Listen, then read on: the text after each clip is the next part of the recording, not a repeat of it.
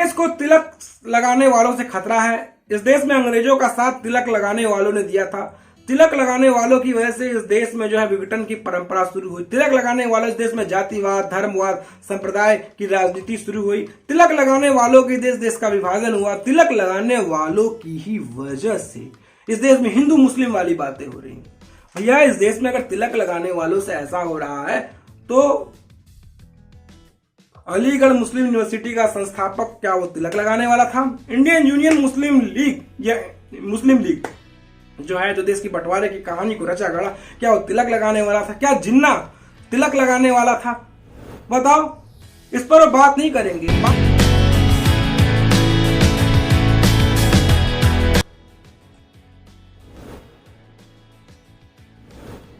नमस्कार, जय सिया राम, वंदे मातरम, हर हर महादेव।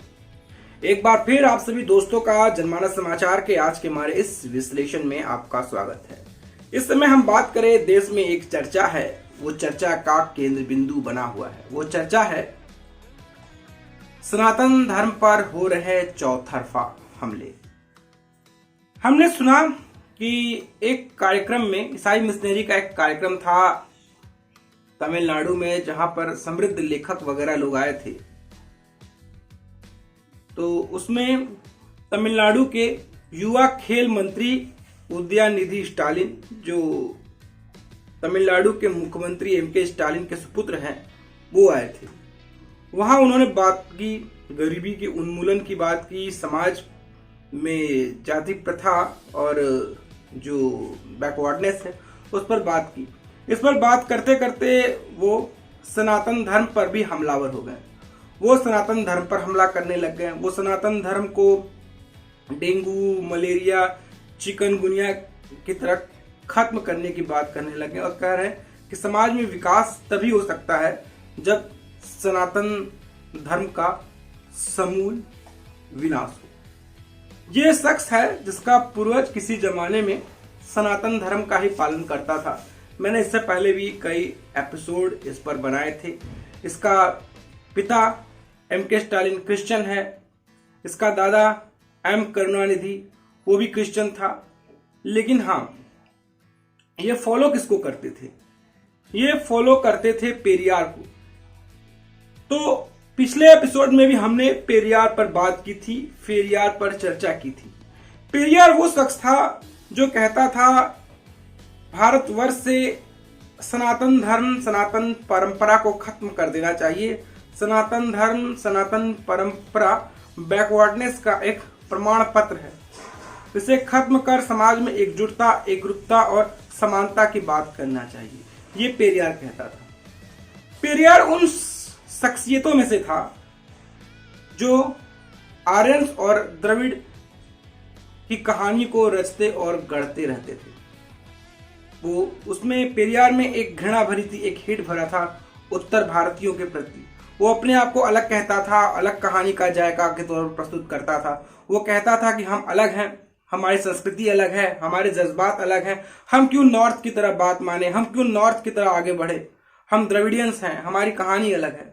वो सामाजिक एकजुटता की बात करता था, समाज में समानता की बात करता था, समाज में समानता वाली कहानी को वो आगे बढ़ाने की बात करता था। मगर ये पेरियार, इस पेरियार के चरित्र का जब आप अवलोकन करिएगा, ये जो समानता की बात करता है, सबको हक की बात करता है, सबको हक और हकूक की बात करता है, ये कहता है कि सनातन धर्म में और हिंदू संस्कृति में एकजुटता नहीं है, इसमें जातिवाद है, प्रथा है, पंथ है, संप्रदाय है, वो उसको उन्मूलन की बात करता था। लेकिन हाँ, ये वही शख्स है पेरियार जो अपनी जातिगत राजनीति से समाज में द्वेष की भावनाओं को भी प्रफुल्लित करने का काम किया करता था। ये वो शख्स है जो कई किरदार में जाना जाता है। ये ससुर भी था खुद में, दामाद भी था खुद में, संधि भी था खुद में और शौहर पति भी खुद था खुद में। ये अपनी उस दत्तक पुत्री से विवाह किया था जिसे वो पुत्री कहता था और बाद में जाके अपने पुत्री से ही ये विवाह कर लेता था।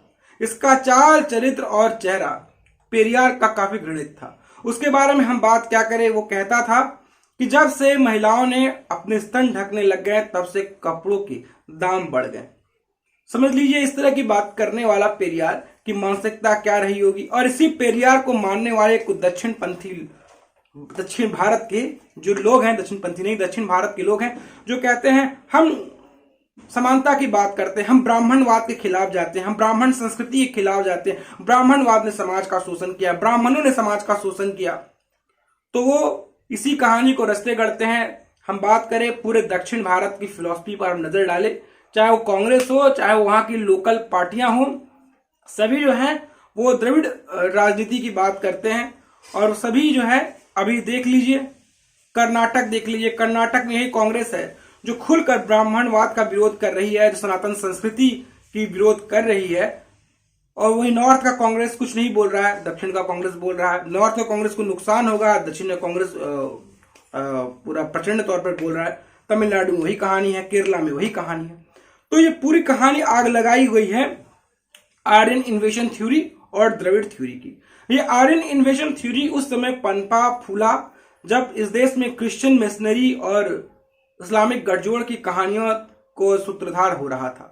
ये आर्यन इन्वेशन थ्योरी, ये द्रविड़ थ्योरी लिखने वाली हम बात करें रोमिला थापर, जो खुद एक क्रिश्चियन है, वो कहती है कि उत्तर भारत के गोरी चमड़ी के रहने वाले लोग बाहर से आकर भारत में बसे थे। उनका पूर्वज, उनका संतान, उनका परंपरा, उनकी कहानी कहां से आके बसी थी, इसके बारे में बात नहीं करते। वो बोलेंगे नहीं क्रिश्चियनिटी बाहर से आकर भारत में बसी थी और इस्लामिस्ट जो थे वो बाहर से आके भारत में बसे थे, उस पर बात करिएगा, कहेंगे आप हमारी जो समझ है और आप जो है संघी हैं और आप राजनीति करते हैं, आपको ऐसी बात नहीं करनी चाहिए, भारत में सब बराबर है। ये कहानी बात करेंगे।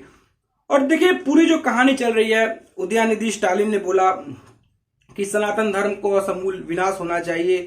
तो ये कहानी जो बढ़ ही रही थी, इसको लेकर विरोध हो रहे थे, भाजपा भी विरोध में आ गई थी और कुछ जो धार्मिक संगठन हैं, जो साधु संत सन्यासी हैं, वो भी विरोध कर रहे थे। जो उत्तर भारत है, उत्तर भारत भी इस पर विरोध में मुखर हो गया, पश्चिम भारत भी मुखर हो गया, पूर्व भारत भी मुखर हो गया। यहां तक कि ये जो स्टालिन, इनके अब्बा इंडी अलायंस जो गठबंधन के हिस्सा है, उन्हें ममता बनर्जी भी इसका विरोध करने लग गई। कहती वो सनातन धर्म का सम्मान करती, समझदार है, वो जानती हैं कि ऐसा विरोध करेंगे सनातन धर्म का वोट भी उन्हें रत्ती भर भी मिलने वाला नहीं। तो तमिलनाडु में इसका विरोध हो रहा है, तमिलनाडु विरोध हो रहा है। तो तमिलनाडु में विरोध की कहानी है। तमिलनाडु में ये सनातन धर्म पर हमले कर रहे हैं कि सनातन धर्म का खान पान, रीति रिवाज सब जातीयता से भरा हुआ है। इसमें ब्राह्मणवाद है, सनातन धर्म में ब्राह्मणवाद दलितों का शोषण करता है, पिछड़ों का शोषण करता है, वो पिछड़ों को आगे बढ़ने की कहानी नहीं करता है। आप देख लीजिए क्रिश्चियनिटी देख लीजिए, क्रिश्चियनिटी बढ़ने का कितना अच्छा कहानी है। इसमें कोई पिछड़ापन नहीं है, कोई जातिवाद नहीं, कोई ऊंच नीच वाली भावनाएं नहीं है। इस तरह की बातें करता है। हम समानता की बात करते हैं, हम औरतों की आज़ादी की बात करते हैं, हम औरतों की रिस्पॉन्सिबिलिटी की बात करते हैं, हम ह्यूमन राइट्स की बात करते हैं। और यही लोग हैं जो पेरियार का समर्थन करते हैं, पेरियार को संत बताते हैं। और यही पेरियार और नेहरू में 36 का आंकड़ा था। यही मैंने पिछले एपिसोड में बताया था कि नेहरू जो थे वो पेरियार को कह रहे थे कि इसका दिमाग हिला हुआ है, इसको तो पागल खाने में डाल देना चाहिए। तो कुछ पेरियार भक्त हैं, कुछ हमारे मित्र हैं जो पेरियार के भक्त हैं, जो पेरियार की कहानी की संप्रभुता को वो खुद में रचते गढ़ते रहते हैं। जो मैंने बातें बताई है पेरियार के विषय वस्तु में, छोटी सी वो बातें, उनका इल्म उनको भी नहीं होगा। तो इसमें एमके स्टालिन का सुपुत्र अकेला नहीं था, वो तो डेंगू और मलेरिया से तुलना किया, चिकनगुनिया से तुलना किया। एक शख्स है जो 2G घोटाले में अंदर है, रहा है। 2G घोटाले में उसका नाम खूब उछला मनमोहन साहब के शासनकाल में। वो 2G घोटाले का अभियुक्त रहा, जेल भी गया। वो ऊटी से तमिलनाडु के सांसद है, वो संसद में भी जाता है। वो शख्स यहीं नहीं रुका, वो कहने लग गया कि सनातन धर्म के बारे में उदयनिधि ने तो कम बोला, ये एड्स है और ये कोढ़ है। वो एड्स और कोढ़ से तुलना कर दिया, समझ लीजिए एक लाइलाज बीमारी से तुलना कर दिया। समझ लीजिए दक्षिण भारत में सनातन धर्म के प्रति कितना नफरत भरा है, कितने नफरत की भाव है।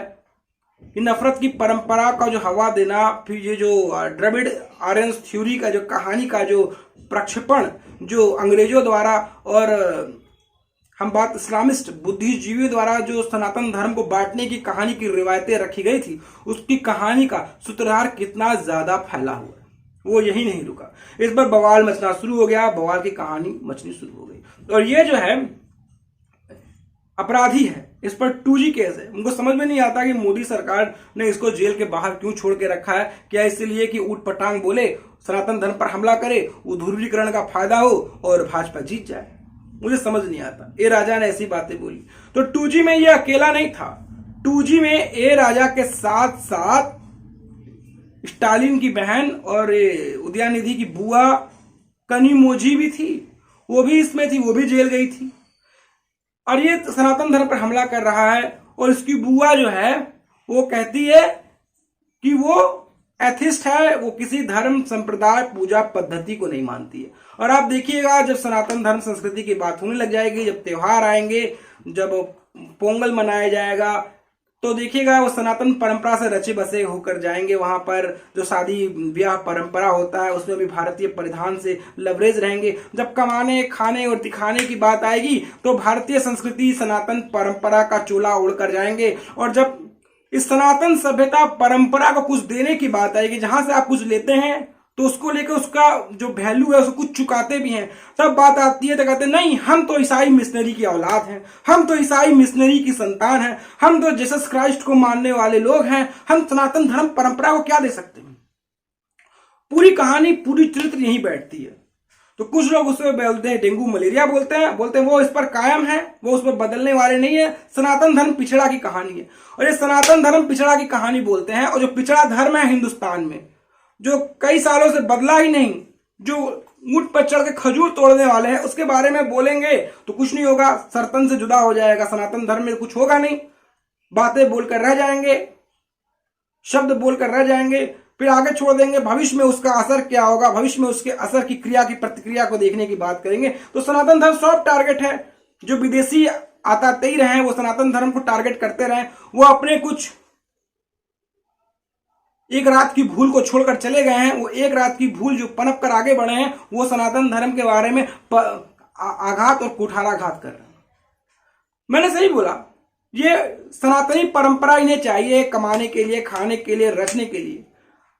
तमिलनाडु में 1200-1500 के करीब जो है पौराणिक मंदिर है। सब पर ये जो तमिलनाडु सरकार है, ईसाई मिशनरी की सरकार है, DMK, इन्होंने अपने अपने गुर्गे बैठा के रखे हैं। सब मंदिर से पैसे कमा रहे हैं। हमारे पौराणिक मंदिरों से, चाहे वो चोला साम्राज्य के रहे हों, चाहे वो पांड्या साम्राज्य के रहे हों, वो ऐतिहासिक हैं, ब्रिटिश कालीन से भी पहले के हैं, बड़े बड़े मोन्यूमेंट्स हैं। उत्तर भारत में जैसा मुगलों ने तोड़ दिया, दक्षिण में उनका इन्वेजन नहीं हो पाया था उस तरह से, दक्षिण में वो नहीं पनप पाए थे, वो सलामत रह गए। लेकिन फिर अंग्रेज आए, अंग्रेजों के मानव दत्तक पुत्रों ने यहाँ पे भी अपना पसार किया, क्रिश्चियनिटी फली फूली बढ़िया। तो मंदिर वो कब्जा करके बैठे हैं, मंदिरों से पैसे कमा रहे हैं। सारे चर्च मिशनरी की जो दुकानें हैं हमारे सनातन धर्म के मंदिरों से चल रही हैं। एक मामला गया था चेन्नई हाईकोर्ट में, वो कह रहे थे कि उनके पास, सरकार के पास इतना पैसा नहीं है कि एक भी मंदिर में एक समय का पूजा पाठ का खर्चा निकाला जा सके। कई ऐसे पौराणिक मंदिर हैं जहां पर हिंदू जो क्रियाकलाप होता है, हिंदू प्रैक्टिस होती है, जो मंदिरों का जो उद्गम होता है, मंदिरों का जो पूजा पद्धति होती है, उसको फॉलो नहीं किया जा रहा है। ये कहता है कि उसके पास धन ही नहीं है कि मंदिरों को पूजा पाठ, उसकी संस्कृति को कैरी ऑन किया जा सके। लेकिन हाँ, उस मंदिरों से आने वाले जो पैसे हैं, उस मंदिरों से आने वाले जो चढ़ावा है, उस मंदिरों की जो अभिव्यक्ति है, उस मंदिरों के जो टूरिज्म का जो पैसा आता है, ये ईसाई मिशनरी सरकार जो है, स्टालिन सरकार, वो गटक जाती है। इसके बारे में कोई बात नहीं करता। और यही नफरत है, यही नफरत की कहानी। हिंदुओं के पैसे से, सनातनियों के पैसे से कमाना तो वो वाजिब है, लेकिन हाँ, सनातनियों के परंपराओं को प्रिजर्व करना, उसके प्रति चुकाना, ये इनके लिए डिजर्व नहीं करता है। क्योंकि एक धर्म एक फलाना संप्रदाय से आते, एक धर्म एक फलाना संप्रदाय की कहानी से ये रचे गढ़े गए। आखिर हैं तो ये पेरियार के फॉलोअर्स, जो पेरियार सनातन धर्म के खिलाफ अपने आप को नास्तिक कहता था। लेकिन हाँ, पेरियार की कहानी जो है पूरी देश विरोधी और धर्म विरोधी वाली कहानी में रची गढ़ी थी। ये राजा वही है और ये उदयनिधि स्टालिन वही है। ये कहानी पूरे देश भर में फैल गई। इसका कर्नाटक में भी असर हुआ। कर्नाटक में कांग्रेस की सरकार है। देखिए कांग्रेस की दोहरा चरित्र। कांग्रेस कहती है कि वो सांप्रदायिक ताकतों के साथ नहीं रहती है, वो आरएसएस को सांप्रदायिक ताकतों में से एक कहती है कि बजरंग दल सांप्रदायिक है, ये फलाना सांप्रदायिक है। तो कांग्रेस कहती है कि सांप्रदायिक ताकतों से उसका कोई लेना देना नहीं। देश में वो सेकुलरिज्म की भावनाओं को उन्मुक्त तरीके से बहाने वाली पार्टी है। कांग्रेस की अलायंस के बारे में बात करें, केरला में कांग्रेस के साथ गठबंधन है इंडियन यूनियन मुस्लिम लीग का, इंडियन मुस्लिम लीग से इंडियन यूनियन मुस्लिम लीग। हम बात करें असम में बदरुद्दीन की पार्टी AIUDF से गठबंधन है, जो सनातन धर्म के खिलाफ अपना एजेंडा चलाती रहती है, सनातन धर्म के खिलाफ कहानी बनाती रहती है। हम बात करें पश्चिम बंगाल की, तो फुरफुरा शरीफ के पीरजादा जो हैं उनसे उनकी पार्टी का गठबंधन है। तो भैया कैसा धर्मनिरपेक्षता बताइए। तो कहां धर्मनिरपेक्षता है कांग्रेस में? जरूरत पड़ी तो बाप बनाने वाली कहानी सारी पार्टियों में है। ये कहानी कांग्रेस में भी कूट कूट कर भरी हुई है। ये चरित्र, ये चेहरा यहां पर साफ साफ नजर आ रहा है, ये कहानी भी साफ साफ नजर आ रही है। तो कांग्रेस के जो बहुत सारे दल हैं, हम बात करें प्रियांक खड़गे, मल्लिकार्जुन खड़गे का बेटा है, वो भी गालियां दे रहा है। हम बात करें गृह मंत्री है तमिलनाडु का, कर्नाटका का गृह मंत्री है, वो भी बोलता है कि ये धर्म यहां से आया, वो धर्म यहां से आया, सनातन धर्म कहां से आया उसको पता नहीं। अब समझिए कहानी, चरित्र, चेहरा क्या है यहां पर साफ साफ समझ में आ रही, कहानी भी यहां पर साफ साफ हमें समझ में आती है। और वहीं हम बात करें उत्तर भारत में बात करें तो कांग्रेस के नेता प्रमोद आचार्य साहब, वो कहते हैं भगवान इनको सद्बुद्धि दे, जो इंडिया गठबंधन है, इंडिया गठबंधन में ये डेंट लगा रहे हैं, जो गठबंधन है इंडिया के, जो सबको साथ लेकर चलने की बात हो रही, जिस तरह की बातें इनके अलायंस में DMK बोल रही है, वही भाषा कांग्रेस बोल रही है। तो आने वाले आम चुनाव में इसका गहरा असर होगा, क्योंकि सनातन वोट बैंक है, वो आपको नुकसान पहुंचा देगा। अब देखिए द्रविडियंस राजनीति की ये बात कर रहा है, ऐसी बात नहीं है कि द्रविडियंस राजनीति और आर्यंस इन्वेशन थ्योरी की कहानी करने वाले सनातन धर्म वाले इसको ऐसे ही छोड़ देंगे। अब मेरे सनातनी हैं जो नहीं बोल रहे हैं, उनका वोट तो भाजपा के पास जाएगा इस तरह बात बोलने पर। और उत्तर भारत की हम बात कर ले, बिहार हम बात कर ले, महाराष्ट्र बात कर ले, गुजरात बात कर ले, MP बात कर ले, छत्तीसगढ़ बात कर ले, झारखंड बात कर ले। अब ये देखेंगे लोग यहाँ पर सनातन धर्म मानने वाले लोग हैं, हिंदू धर्म परंपरा को मानने वाले लोग हैं, जिस तरह सनातन धर्म पर हमलावर हैं, जिस तरह सनातन धर्म पर ऊट पटांग भाषा का वो समर्थन कर रहे हैं, उसे कहीं ना कहीं कांग्रेस को तो नुकसान लगेगा ही। वो सबको साथ लेकर चलने की बात कर रही है, सबको साथ देने के चक्कर में एक धर्म एक पंथ के लेकर वो एक धर्म पर हमला भी कर रही है। ये कांग्रेस में कोई नई बात नहीं है। कांग्रेस इन दिनों ऐसी दुर्भावना से ग्रसित है कि राहुल बाबा कहते हैं कि मंदिर में लोग लड़कियां छेड़ने जाते हैं, और कभी अपनी बहन के साथ ये मंदिर फिरे करते थे। कभी कभी फटे हुए कपड़े से जेब से वो जनेऊ भी निकालते थे। जब वहां से बात नहीं बनी, फिर अपने ईसाई धर्म में आ गए, ईसाई मिशनरी वाली कहानी को गढ़ने लग गए। जरूरत पड़ने पर यह बाप बनाने वाली कहानी, जरूरत पड़ने पर ये सनातन धर्म अपनाने वाले भी लोग हैं जो सनातन धर्म परंपरा पर बात करने लग जाते हैं। ये यही नहीं है, ये कहानी आगे बढ़ रही है। तो हम बिहार की बात करें, बिहार में राष्ट्रीय जनता दल के नेता और बिहार के उप मुख्यमंत्री तेजस्वी कहते हैं कि उदयनिधि स्टालिन ने क्या बोला उनको पता नहीं उसे उनको मतलब नहीं, लेकिन हाँ भाजपा जो है सामाजिक ताने बाने को जरूर तोड़ने का काम कर रही है और हमारा इंडी गठबंधन मजबूत हो रहा है, हम आगे बढ़ेंगे। भैया 9वीं पास है, 9वीं पास को कितना बुद्धि होगा, बाबूजी का बनाया हुआ सब दिया हुआ था, अपने से बनाना होता तब उसको समझ में आता। वहीं इसका एक नेता है राष्ट्रीय जनता दल का जगदानंद बाबू, वो कहता है इस देश को तिलक लगाने वालों से खतरा है। इस देश में अंग्रेजों का साथ तिलक लगाने वालों ने दिया था, तिलक लगाने वालों की वजह से इस देश में जो है विघटन की परंपरा शुरू हुई। तिलक लगाने वालों इस देश में जातिवाद, धर्मवाद, संप्रदाय की राजनीति शुरू हुई। तिलक लगाने वालों के देश का विभाजन हुआ। तिलक लगाने वालों की ही वजह से इस देश में हिंदू मुस्लिम वाली बातें हो रही हैं। भैया इस देश में अगर तिलक लगाने वालों से ऐसा हो रहा है तो अलीगढ़ मुस्लिम यूनिवर्सिटी का संस्थापक क्या वो तिलक लगाने वाला था? इंडियन यूनियन मुस्लिम लीग या मुस्लिम लीग जो है, जो देश की बंटवारे की कहानी को रचा गढ़ा, क्या वो तिलक लगाने वाला था? क्या जिन्ना तिलक लगाने वाला था। बताओ, इस पर वो बात नहीं करेंगे। बात है सेकुलरिज्म को कैसे बरकरार रखना जाए, सेकुलरिज्म कैसे बांध के रखा जाए। तो सेकुलरिज्म की कहानी को रचने वाले ये अपने अब्बा को भी पड़ोस का बप्पा कह सकते हैं। मतलब कहने का मतलब है जातीयता बड़ी चीज है ना, और धार्मिक संप्रदाय की राजनीति भी बड़ी चीज है। ये बड़ी कहानी है, ये बड़ा मतलब बोलते हैं ना लार्जर देन लाइफ पिक्चर देखने की जरूरत है, छोटी सी चीज नहीं। अब भले आगामी चुनाव है, 6 महीने में आगामी चुनाव में जाएंगे, अगर जीत जाएंगे तो बढ़िया है। हो सकता है कि लालू यादव जी अक्टूबर से जेल में चले जाएं, बोले हैं कि हम फिट होगा, हम स्टार्ट कर देंगे मोदी को, तो हो सकता है। तो ऐसी राजनीति, ऐसी बयानबाजी करनी होगी ना। अल्पसंख्यक वोट बैंक का मामला है, सनातनी तो जातीयता में उलझा हुआ है। ये यादव है, ये ब्राह्मण है, ये राजपूत है, हाँ ये फलाना जाति से है।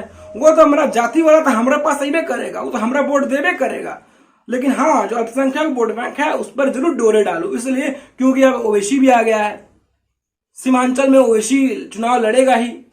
तो वोट, और जो मोदी से खार खाए बैठे हैं, जो जातीयता के प्रशंसक हैं, जो धार्मिक हैं, जो गलत काम करते थे, जिन पर डंडे चल रहे हैं, जिन पर कहानी गढ़ रही है, जिनको जेल में डाला जा रहा है, जो ऊटपटांग भाषा का अनुसरण करते थे उनको पकड़ा जा रहा है, तो भैया उनके प्रति भी तो अपनी संवेदना जतानी है।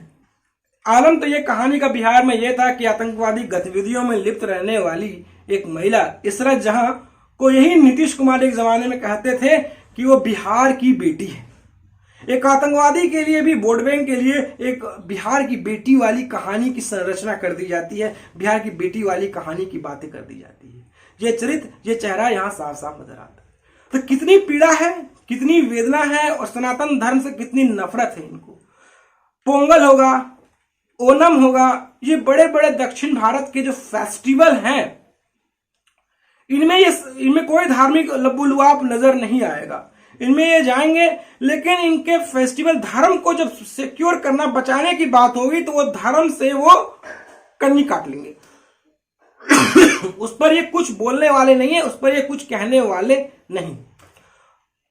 इसीलिए जो हम लोग हैं जो कहते हैं कि ये चिकनगुनिया है, मलेरिया है, इसका समूल विनाश होना चाहिए, कुछ को कहते हैं कि HIV है, लाइलाज बीमारी है, कुछ कहते हैं कि ये कोड़ है। तो सामाजिक कोड़ तो ऐसे लोग हैं जो सनातन धर्म, सनातन परंपरा की बात कर रहे हैं। ऐसे लोग इस समाज में कोड़ हैं जो सनातन धर्म को गालियां दे रहे हैं। इनके पूर्वज ही सनातन धर्म को फॉलो करते थे, इनके पूर्वज ही सनातन धर्म के आगे नतमस्तक होकर झुकते थे, इनके पूर्वज ही सनातन धर्म के आगे शीश नवाते थे। इनकी पीड़ा यही नहीं है सनातन धर्म से, इनकी सनातन धर्म से पीड़ा और बढ़ जाती है जब हमारे देश के इसरो के अध्यक्ष मंदिर जाते हैं, जो पूजा अर्चना करते हैं, जो भगवान के आगे शीश नवाते हैं, भगवान के आगे गुहार लगाते हैं कि जो उनका मिशन है, जो चंद्रयान है, वो सफलता अर्जित कर ले, तब भी कहते हैं पिछड़े हैं, गवार हैं। ये मंदिर जाते हैं, ऐसे नेता हैं, ऐसे पत्रकार तो तथाकथित बुद्धिजीवी हैं जो अपने आप को कहते हैं भैया हम तो एथिस्ट हैं, हम धर्म परंपरा संप्रदाय को नहीं मानते हैं। और अब देखिएगा तो कहीं ना कहीं जाके वो मैरी क्रिसमस करने के लिए कोई एथिस्ट वाली कहानी नहीं है। ये सेकुलरिज्म का बहुत बड़ा उपासक है। और ये ईद का नमाज पढ़ने के लिए भी कोई बात, उसमें कोई सेकुलरिज्म की कहानी वाली बात नहीं है, उसमें कोई सनातन धर्म की बात की आप कर दीजिएगा तो कहीं ना कहीं इनके पेट में मरोड़े, उनके पेट में दर्द की कहानी का उद्गार होता नजर आएगा। तो जगदानंद बाबू की ये कहानी है, जगदानंद बाबू का ये चरित्र है, चेहरा है, साफ साफ नजर आने लग गया है। वही हम बात करें भाजपा तमिलनाडु की बात करें तो भाजपा के एक जबरदस्त नेता है, युवा नेता अन्नामलाई कहते हैं ये कौन है, ये कौन है उदयनिधि स्टालिन, मैं इसके बारे में नहीं जानता, ये कौन है। वो जबरदस्त तरीके से इसके खिलाफ जो है अपना प्रचार प्रसार कर रहे हैं और कह रहे हैं कि ये जो सनातन धर्म के खिलाफ ये जो बातें कर रहे हैं ये अपनी ही दही में मट्ठा डालने का काम कर रहे हैं। ये उद्गार इन्हें साफ साफ होता नजर आ रहा है। और साधु सन्यासी जो महंत हैं, जो मठ हैं, वो इनके खिलाफ लगातार हमलावर हैं, इनके खिलाफ लगातार कहानी को आगे बढ़ाने का काम कर रहे हैं। हमारे संत और महंत हैं, मैंने कुछ दिन पहले बताया था, परमहंस जी बोले थे कि मैं 17-18 तारीख को तमिलनाडु जाऊंगा, वहां जाके मिलूंगा। और एक उन्होंने बात किया था कि जाके जो सनातन धर्म के खिलाफ बोल रहा है उसका मैं गर्दन काटूंगा, उसका एक दिखावा के तौर पर वीडियो बना के एक पत्रकार ने सोशल मीडिया ट्विटर पर एक्स पर डाल दिया था। तो उस यूपी के पत्रकार पर भी एफआईआर कर दी, कोई राय साहब है उन पर भी एफआईआर कर दी गई है। उनकी गिरफ्तारी की बात ऐसी बातें चल रही है तमिलनाडु में। भैया यूपी आओ, तुमको पता चल जाएगा यूपी में कितना दम है। अभी ऐसी बातें हो रही है, ऐसे चरित्र हो रहा है, ऐसे चरित्र चित्रण यहां पर हो रहा है। और हम बात करें ये उदयनिधि स्टालिन कब गिरफ्तार होगा? आप सनातन धर्म के खिलाफ तो बोल दिए, फिर मैं बात करता हूं नुपुर शर्मा वाली बात करता हूं। नुपुर शर्मा ने जो बातों को वहां पे रखा था तो फिर उसको छुपना पड़ रहा है और ये रोज अपनी बातों को बयानबाजी कर रहा है, पलट के बता रहा है। कान ऐसे पकड़े जो कान घुमा के पकड़े, वही वाली कहानी का चरित्र यहां पर साफ साफ होता नजर आ रहा है, वही चरित्र यहां पर नजर आ रहा है। लेकिन इंडी गठबंधन जो है I.N.D. उस पर हो सकता है, उसमें कुठाराघात तो हो ही रहा है और उसका भविष्य जो है वो रसातल पे भी जाता दिख रहा है। कुछ ऐसे और लोग हैं, जाते जाते बात कर लूं। महाराष्ट्र के पूर्व मुख्यमंत्री और बाला साहब ठाकरे के बेटे जो हिंदुत्व के पुरोधा हुआ करते थे, वोट बैंक की राजनीति में, वोट बैंक की लालसा में अपने सारे जो कर्म है, सारे जो सनातन के प्रति जो उनकी मान्यताएं थी उसकी वो तिलांजलि दे दी है। उनके मुंह से कोई शब्द नहीं फूट रहा है। उनको लग रहा है कि इंडी गठबंधन में 4-5 सीट तो दे ही देगा, कहीं ना कहीं से चुनाव लड़ ही लेंगे तो महाराष्ट्र की कहानी जीत के आ ही जाएंगे, कम से कम दुकान तो हमारा चल ही जाएगा। यही कहानी बार बार यहां पर नजर आ रही है। मनीष कश्यप की मां ने राष्ट्रपति से गुहार लगाई है कि उसके बेटे के खिलाफ तो इतने एक्शन किए गए, ये जो सनातन धर्म के खिलाफ ऐसी बातें बोल रही है उदयनिधि स्टालिन, एमके स्टालिन का बेटा पे क्या एक्शन लिया जा रहा है। अब अभिव्यक्ति की आजादी इस भारत में, इस भारतवर्ष में अभिव्यक्ति की आजादी सिर्फ सनातन धर्म के खिलाफ बोलने पर ही है। सनातन धर्म के खिलाफ बोलेंगे तो बोल देंगे अभिव्यक्ति की आजादी है, ये उसकी भावना नहीं है, किसी को संप्रेषित, किसी को वो आहत नहीं कर रहा है। वो बोल रहा है कि पिछड़ापन है इसलिए पिछड़ेपन की कहानी की बात कर रहा है। इसमें जातीयता है, इसमें फलाना है, इसमें ढिमकाना है, और धर्म है उसमें इतने 72 फिरके हैं, उस पर ये बात नहीं करेगा। ईसाई मिशनरी है उसमें 72 फिरके हैं, रोमन है, कैथोलिक है, उनमें जब क्लैश होती है उस कहानी को बात नहीं करेंगे। दुश्मन का दुश्मन दोस्त वाली कहानी यहाँ साफ नजर आती है कि सनातन धर्म को खत्म करना है, एक धर्म एक पंथ को आगे बढ़ाना है, कन्वर्जन है। जब से मोदी साहब आए हैं उत्तर भारत में कन्वर्जन को लात मिल रही है, उत्तर प्रदेश में कन्वर्जन के ठिकाने लगाया जा रहा है। ये मुझे लगता है कहीं ना कहीं ये बाहरी कहानी का द्वारा यहाँ पर ये काम किया जा रहा है, कहीं ना कहीं अपने वोट बैंक की राजनीति को साधने का काम किया जा रहा है। देखिए जब तक चुनाव है, जब तक 2024 का चुनाव पूरी तरह से मुकम्मल नहीं होगा तब एक कहानी नजर आएगी। इस कहानी का एक ही सार है, एक ही चरित्र है, जाते जाते बोलूंगा, ब्राह्मणों के खिलाफ नफरत। वो ब्राह्मण जो शिक्षा देते थे, विद्वान जो पढ़ाने का काम करते थे, जो खगोलीय राजनीति की ज्ञान रखते थे, जो ज्योतिष की जानकारी रखते थे, जो पढ़ाने का काम करते, संस्कृति की जानकारी रखते थे। ये असल पीड़ा ये है, ये रिजर्वेशन मिलने के बाद भी, आजादी के 70 साल बाद रिजर्वेशन मिलने के बाद भी देश के कोई भी कोने में चले जाइए, उत्तर भारत चले जाइए, ब्राह्मणवाद के नाम पे आपको गाली देना शुरू कर देगा। दक्षिण में जाइए गाली देना शुरू कर देगा, पूर्व में जाइए, पश्चिम में जाइए। ये ब्राह्मणवाद के खिलाफ जो राजनीति का उद्गार है, इनकी जो नफरत है, वो नफरत साफ साफ यहाँ पर झलकती नजर आ रही है। और हाँ, चाहते थे मैं भी बात कर लूं, तमिलनाडु सरकार वो है जो सुप्रीम कोर्ट और हम बात करें चेन्नई हाई कोर्ट में जाके बोलती है कि ये जो दलित थे, जो कन्वर्ट होकर ईसाई हो गए हैं, पहले ये दलित थे, इन्हें भी रिजर्वेशन का फायदा मिलना चाहिए क्योंकि इनके पूर्वज दलित थे, वो दलित होकर ईसाई हुए हैं। जिनके इनके बाप दादा चचा बाप जो माई हैं वो इस दलित थे, अभी ये ईसाई है, कन्वर्जन हुआ है 10 साल 20 साल 25 साल में, कम से कम इन्हें भी मान्यवर, इन्हें भी आरक्षण का लाभ तो दीजिए। ये चाल और चरित्र और चेहरा है यहाँ पे साफ साफ दिखता नजर आ रहा है। कहीं पे निगाहें हैं, कहीं पे निशाना, धर्म तो बस एक ठिकाना है। असली कहानी इस समाज सनातन धर्म के एक बहुल पढ़े लिखे वर्ग ब्राह्मण को खिलाफ बातें करना है। ब्राह्मणवाद खत्म हो जाएगा, ये ब्राह्मण खत्म हो जाएंगे, ये कहानी खत्म हो जाएगी।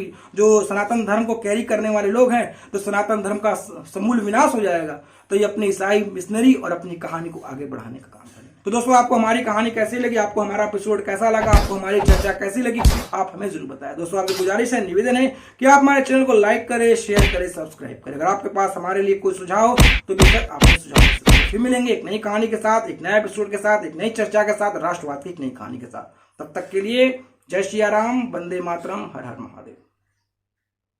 फिर मिलेंगे। और जाते जाते गुजारिश है, आप हमारे चैनल को लाइक शेयर सब्सक्राइब करना ना भूलें। फिर मिलते हैं।